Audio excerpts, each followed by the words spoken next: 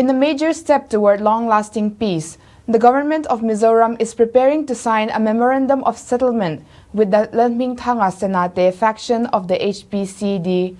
The signing is scheduled for Tuesday, April 14th, and it is not just another agreement. It is a moment of closure for many and a fresh beginning for others.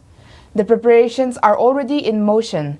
The state's Home Minister, Puke Sabdanga, chaired a high-level meeting to ensure that every detail is in place.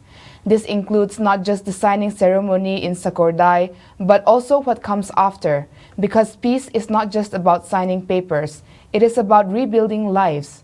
After the agreement is signed, the cadres will move into temporary housing on April 15th, and by April 30th, in a formal ceremony at CTI Sesong, they will lay down their arms and ammunition. This is the moment that truly defines peace, when weapons are replaced with trust. Senior officials, including the Home Secretary and the Director General of Police, have been part of the planning. The focus is clear: a smooth transition, no confusion, no setbacks. It is a message that dialogue works, that peace is possible. We move to a challenge that affects daily life: water. Mizoram receives heavy rainfall every year, and yet water shortage remains a serious issue. The reason is simple: the terrain. Steep hills make it difficult to store water, and without storage, even heavy rain cannot guarantee supply. To address this, Mizoram's Irrigation and Water Resources Minister, Pupisi Vanlalruata, has taken the issue to the national level. In a meeting with Union Minister of State for Jal Shakti, Raj Bhushan Chowdhury, he proposed something new, something specific: a national hill water security mission. The idea is simple: hill states need different solutions. What works in plains does not work here. The proposal includes funding for the Mat Valley Integrated Project, estimated at Rs 274.25 crore. It also calls for revised rates for solar pumping systems and continued support for groundwater exploration. At the same time, efforts are ongoing at the local level.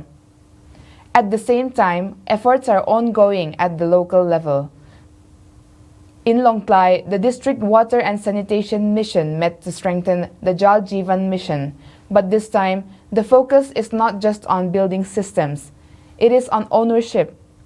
Communities are being encouraged to take responsibility for water assets, solar pumps, sanitary complexes. These are not just government projects, they are community lifelines, because sustainability does not come from installation, it comes from involvement. Now to a story that could reshape Mizoram's resource future. In the quiet region of Tlabung, something unusual has been observed: gas coming out from the ground, and not just any gas, flammable gas. A team from the Oil and Natural Gas Corporation, along with experts from Mizoram University, visited the area to investigate. They examined sites near Tuitsongchua and Belpei village, and the initial findings are significant. The gas is real, it is flammable, and it could point to something bigger. Samples have now been collected and sent for advanced testing. The goal is to understand what this gas is made of, and more importantly, how much of it exists. If confirmed, this could open doors to natural gas exploration in the state. For Mizoram, this is more than a scientific finding. It is a possibility of energy security, a possibility of economic growth. But for now, the focus remains on careful study, because in matters like this, accuracy matters more than speed. Let us now turn to democracy in action. The Aizawl Municipal Corporation elections preparations are in full swing. At the Aizawl DC Meeting Hall, the first and second phases of EVM randomization have been completed. This is an important step. It ensures that machines are assigned randomly, keeping the process fair and transparent. A total of 359 balloting units and 352 control units have been allocated across 19 wards. Voting will take place on April 21st, but there is one notable detail: VVPAT machines will not be used in this election. Meanwhile, the political temperature is rising. The MNF has stepped up its campaign with senior leader Dr. Arlel Tangliana criticizing the current government over rising cost of essential services like rice, electricity, and water. The Congress has also joined the debate. MPCC advisor Puzo Dintuanga reminded voters that the municipal system was originally introduced by the Congress and warned of higher property taxes if ZPM comes to power. On the other side, the ZPM is focusing on accountability. Its youth wing is actively monitoring infrastructure projects, including the Kamrang-Sairang Road. 3 parties, 3 messages, 1 election. Now to grassroots governance, the level where policies meet people. The All Mizoram Village Council Associations has expressed gratitude to the state government. The reason is significant.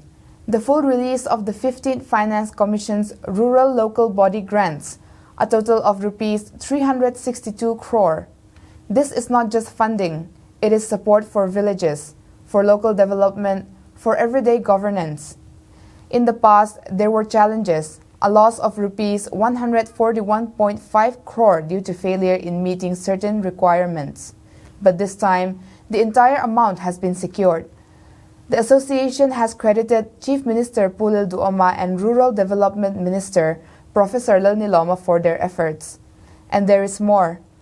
Plans are underway to revise honorariums for village council members. These have not been updated since 2011.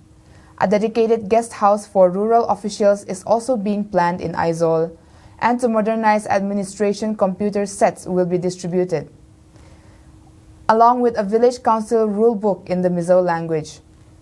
This is governance at the ground level, quiet but impactful. Now a moment of pride for Mizoram. P.A. Milan Nunpuyi, Assistant Director at the Mizoram Forensic Science Laboratory, has brought national recognition to the state.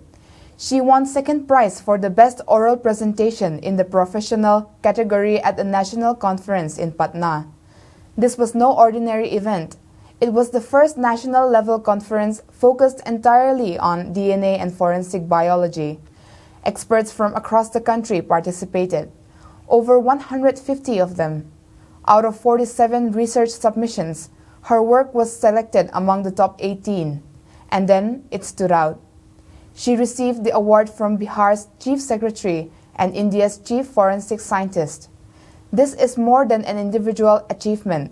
It is a sign that Mizoram is contributing to advanced scientific fields, a sign that talent from the state is being recognized at the national level. Now let's talk about roads, something everyone uses, something everyone complains about. Mizoram's terrain and heavy rainfall makes road maintenance a constant challenge. To address this, the Mizoram Road Fund Board has taken a key decision. It will move away from the traditional open-graded pre-mixed carpet method. Instead, it will use bituminous concrete and mixed seal surfacing. These methods are more durable, more resistant to weather. The goal is simple: roads that last longer, roads that need fewer repairs.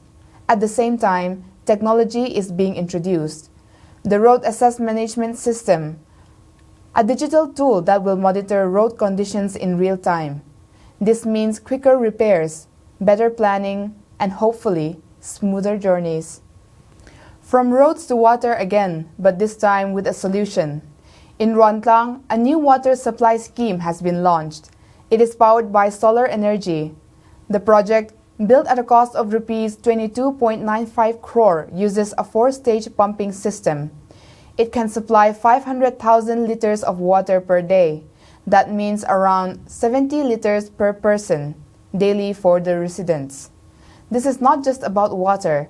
This is about innovation, using renewable energy to solve basic problems, especially in remote areas where electricity supply is not always reliable. It is a model that could be replicated in other parts of the state. Now, a story that connects history, culture, and tourism.